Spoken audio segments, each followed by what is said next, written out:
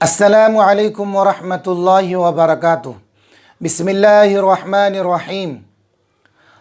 आज भी उर्दू का सबक है और अब तक जो सबक हो चुका है उसको हमें अच्छे तरीके से समझना है और उसकी मश्क करनी है। अब आगे का सबक बहुत अहम सबक है। सारे हजरात बोर्ड पर देखें, तवज्जो फरमाए, बहुत अहम सबक है आज का भी। अब तक हमने पढ़ा था दाल और उस पर पेश लगाया तो क्या पढ़ा था, इसको दू, और इसके साथ वाव लग गया दू। अब तक हमने ये सबक पढ़ा था। अब इसी जैसा एक और दाल वाव, तो ऊपर पेश लगा होगा जब तो होगा दू, और अगर पेश नहीं, कुछ भी नहीं है, खाली दाल वाव, तो इसको पढ़ेंगे दो। क्या पढ़ेंगे? दो। अच्छी तरीके से समझे इसको। दू दो, यानी पहले पेश नहीं है तो दो, और अगर पेश है तो दू। और जब हम बड़ी किताबों में जाएंगे और आगे सबक पढ़ेंगे तो वहाँ पर ये पेश भी नहीं होगा। फिर तो हमें जब पीछे से बात चलती भी आएगी उसी से हमें अंदाज़ा हो जाएगा कि ये दू है कि दो है। लेकिन अभी चूंकि हमें इब्तिदाई सबक चल रहा है उर्दू का, तो हम इस कायदे को शुरू में याद रखें, समझें कि अगर वाव से पहले वाले हरफ के ऊपर पेश है तो होगा दू, और अगर कुछ भी नहीं है वाव से पहले वाले हरफ के ऊपर तो होगा दो। क्या पढ़ेंगे? इसको दो। ठीक है। और देखो काफ, अब इसको क्या पढ़ोगे? कू के को, कू पढ़ोगे या को पढ़ोगे? क्या पढ़ेंगे? इसको को पढ़ेंगे। क्या पढ़ेंगे? को। लाम वाओ लो, क्या पढ़ेंगे? इसको लो। ठीक है। मीम वाओ मो, क्या पढ़ेंगे? इसको मो। तो एकदम आसान सबक आज का कि वाव से पहले पेश है तो होगा दू, और वाव से पहले कुछ भी नहीं है तो होगा दो। क्या पढ़ेंगे? इसको दो। इस सबक को एकदम अच्छी तरीके से पढ़े क्योंकि दोनों की शक्ल एक जैसी है। आम तौर पर जब उर्दू पढ़ते हैं हम तो हमें यही समझ में नहीं आता कि ये दू है या दो है। बहुत से बच्चे पूछते भी हैं मकतब में, जब हमारे पास बच्चे पढ़ते हैं कि जी उस्ताद जी ये दू है या दो है, तो वो आगे जब हम पढ़ेंगे तो हमें खुद जो है एक जुमले और एक सेंटेंस के अंदर समझ में आ जाएगा कि यहाँ पर जो ये लिखा हुआ है कि दू लिखा हुआ है या दो लिखा हुआ है। क्योंकि बहुत सी जगह पर जब सामने आएगा तो दू तो कोई चीज़ नहीं होती है, दो कोई चीज़ होती है। दो चीज़ लाओ, तो वहाँ पर दू चीज़ लाओ तो नहीं पढ़ेंगे क्योंकि दू कोई चीज़ नहीं हो रही वहाँ पर, दू का कोई मतलब नहीं निकल रहा वहाँ पर। तो फिर उस वक्त क्या वहाँ क्या पढ़ेंगे? दो चीज़ लाओ। लेकिन अभी चूँकि हम लोग शुरुआत है हमारी उर्दू के अंदर, तो उसका जो ग्रामर है, टेंस है, कायदा है, वो यही है कि वाव से पहले वाले हरफ के ऊपर कोई निशानी नहीं, तो इसको पढ़ेंगे दो, को, लो, मो। और अगर वाव से पहले वाले हरफ के ऊपर पेश है तो क्या होगा? दू। ठीक है। इसकी कुछ मिसालें देखो।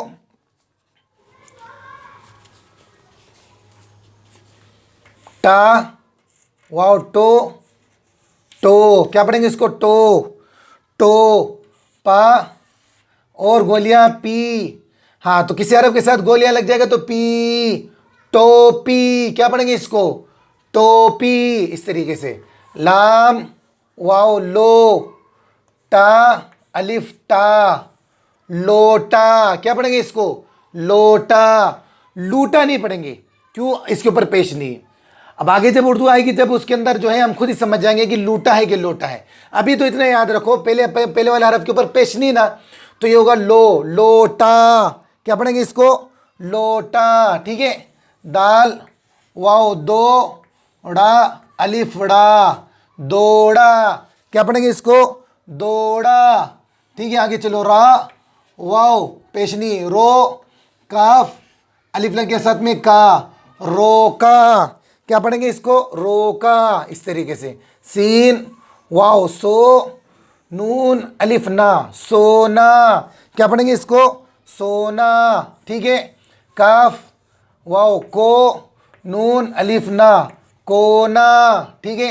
सीन वाओ सो, चा अलिफ चा, सोचा, सोचा। ठीक है। गाफ वाओ गो, रा अलिफ रा, गोरा। क्या पढ़ेंगे? इसको गोरा। पा वाओ पो, ता अलिफ ता, पोता। इसमें हमें साथ साथ लिखना भी सीखना है कि देखो सीन यहाँ से शुरू किया और वाव यहाँ आके ख़त्म हुआ। अगर सीन को यहाँ से शुरू करेंगे तो वाव लाइन से नीचे आ जाएगा, वो लिखने की एतबार से गलती हो जाएगी। सीन को यहाँ से शुरू करो, इसी तरीके से चा को यहाँ से शुरू करो ताकि इसकी गुलाई यहाँ पर आए और अलिफ सीधा हो जाए। सोचा, गोरा, पोता, ठीक है। इसी तरीके से टोपी अगर लिखना है तो ट को यहाँ से शुरू करो, यहाँ तक आते आते ट पूरा, फिर यहाँ से गुलाई होकर के वाव की वाव यहाँ आके पूरा, तो फिर पा यहाँ से शुरू करो और फिर यहाँ की गुलाई यहाँ के ख़त्म हो जाए लाइन पर। पी, टोपी, क्या पढ़ेंगे इसको? टोपी, ठीक है। काफ यहाँ से शुरू करो, वाव यहाँ के ख़त्म हो, को, नून अलिफ ना, कोना। तो आज वाले सबक के अंदर इतना याद रखो कि किसी हरफ के साथ, किसी हरफ के ऊपर पेश हो और उसके बाद में वाव हो, दू, और दाल और वाव इससे पहले पेश नहीं है तो दो, ठीक है। ये क्या पढ़ेंगे? दू, इसको पढ़ेंगे दो। तो इसी हिसाब से सारी मिसालें हैं। कुछ मिसालें आपकी स्क्रीन पर भी आ रही हैं, उन मिसालों को भी समझें। ओला, बोला, तोड़ा, जोड़ा, टोपा, दौड़ा, रोका। किसी भी सबक को समझने के लिए, किसी भी बात को समझने के लिए मिसाल बहुत अहम होती है। इसलिए कुछ सारी बातें जो है एक साथ बोर्ड पे नहीं लिख सकते और मिसालें भी ज़रूरी होती समझने के लिए। तो ये जो है कुछ मिसाल आपके सामने आ रही है, मिसाल से जो है बात अच्छी तरीके से समझ में आती है।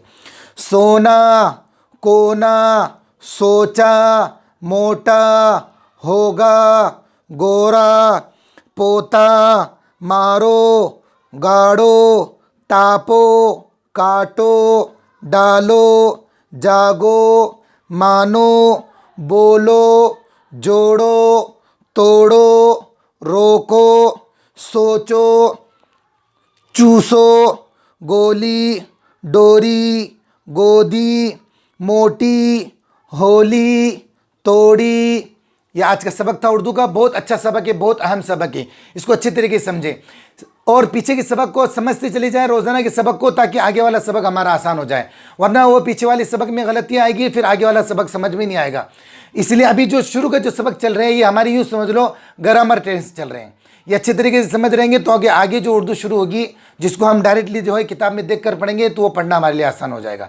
अल्लाह तबारक तआला हमें उर्दू बेहतरीन अंदाज में पढ़ने की तौफीक अता फरमाए, लिखना पढ़ना दोनों हो, ऐसी तौफीक अल्लाह तबारक तआला हमें अता फरमाए। अस्सलामु अलैकुम व रहमतुल्लाहि व बरकातुहू।